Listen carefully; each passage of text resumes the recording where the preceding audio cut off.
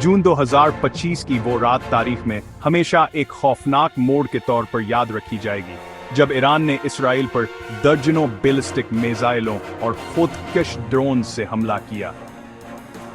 Israeli अफवाज ने फौरी जवाबी कार्रवाई करते हुए तेहरान में वाक़ दिफाई तंसीबात, जोहरी रिसर्च सेंटर्स और तेल के ज़खायर पर बमबारी की। ये हमले महज एक रद्दअमल नहीं थे, बल्कि एक मुकम्मल जंग के दहाने पर पहुंचने का इशारा थे। कई अशरों से जारी ईरान और इसराइल की साया जंग अब बराह रास्त महाज आराई में तब्दील हो चुकी है। लेकिन सवाल यह है कि अगर ये जंग रखती नहीं, तो क्या ईरान और इसराइल में से कोई एक गालिब आ सकता है, और इसका अंजाम क्या होगा? ईरान और इसराइल के ताल्लुकात हमेशा से कशीदा रहे हैं, लेकिन गुज़श्ता चंद बरसों में कशीदगी अपने अरूज पर पहुंच चुकी है। ईरान इसराइल को नाजायज रियासत करार देता है, जबकि इसराइल ईरान के जौहरी प्रोग्राम को अपने वजूद के लिए खतरा समझता है। ईरान की पुश्तपनाही में हिज़्बुल्लाह, हमास और दीगर गिरोह बरसों से इसराइल के खिलाफ महाज पर सरगर्म हैं। दूसरी जानिब इसराइल ने शाम, लबनान, इराक और ईरान में ईरानी तंसीबात पर कई बार हमले किए हैं। जून 2025 के हमले इस सारे तनाज़ुर को एक नई जहद दे चुके हैं।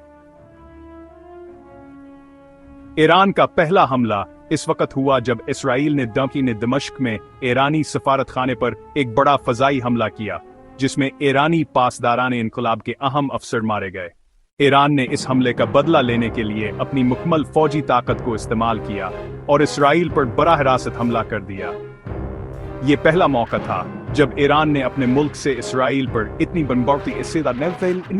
तादाद में इसराइल ने फौरी रद्दअमल में आयरन डूम दिफाई निज़ाम को फ़ाल करते हुए कई मिसाइलों को फ़ज़ा में ही तबाह कर दिया, मगर कुछ मिसाइल तिल अबीब, हैफा और जनूबी इसराइल के इलाकों में जा गिरे, जिससे दर्जनों अफराद जान बहक और सैकड़ों जख्मी हो गए।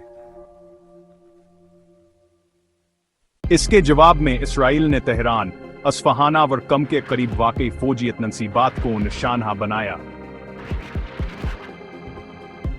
ईरानी फौज के मुताबिक इसराइल के हमले से इनके कई फौजी भी तबाह हुए और तेल के ज़खायर में आग भड़का थी। आलमी मंडी में तेल की कीमतों में फौरी तौर पर 36% इजाफा देखने को मिला। ईरान ने ऐलान किया कि उसके पास मज़ीदा ऐसे मिसाइल और ड्रोन मौजूद हैं जो वैक्सी भ्यूख्ता इस्तेमाल कर सकता। अब सवाल ये है कि अगर ये जंग जारी रही तो जीत किसकी होगी? इस सवाल का जवाब आसान नहीं, क्योंकि दोनों ममालिक के पास खतरनाक सलाहियतें हैं। इसराइल के पास जदीद तरीन जंगी तैयारे, साइबर वारफेयर की सलाहियत और मुमकिना तौर पर एटमी हथियार मौजूद हैं। वो अमरीकी तावन से मशरक़ वस्ता की सिद्ध जदीद फौजी ताकत बन चुका है। दूसरी जानिब ईरान के पास खत्ते में फैला हुआ अस्करी नेटवर्क है, जिसमें हिज़्बुल्लाह, हूसी बागी, इराकी मिलिशियाज और शामी अफवाज शामिल हैं। ईरान जंग को अपने सरहदों से बाहर ले जाने की महारत रखता है। अगर मुकम्मल जंग होती है तो इसराइल का इब्तदाई फायदा इसकी तकनीकी बढ़तरी में होगा, लेकिन ईरान की जोग्राफियाई वसत, आबादी और इलाकाई हिमायत इसे तवील जंग के लिए बेहतर पोजीशन में ला सकती है। ताहम दोनों ममालिक को इस बात का भी अंदाजा है कहा यह एक मुकम्मल जंग सिर्फ दोनों के लिए है नहीं, बल्कि पूरे मशरिक़ वसतिया, जनूबी एशिया, यूरोप और दुनिया भर के लिए तबाहकुन होगी। एटमी तसादम की भी बात हो रही है। इसराइल कभी खिले आमा सबात का एतराफ़ नहीं करता कि उसके पास एटमी हथियार हैं, लेकिन आलमी बसरीन का मानना है कि इसराइल के पास 80 से ज़ायद न्यूक्लियर वार हेड्स मौजूद हैं। ईरान ने 60% तकीवरीनी मफजूदा कर लिया है, जो एटमी हथियार के करीब तरीन सतह समझी जाती है। अगर दोनों में से कोई एक एटमी हथियार का इस्तेमाल करता है तो उसके नतायज नाकाबिल तसव्वुर होंगे। लाखों अफराद मारे जा सकते हैं और दुनिया की माइशत मुकम्मल तबाही के दहाने पर पहुंच सकती है। As we reflect on everything we've discussed, it's clear that these developments have far-reaching effects around the world. The choices we make today will shape the future for generations to come. It's important to stay informed and engaged because our collective actions matter.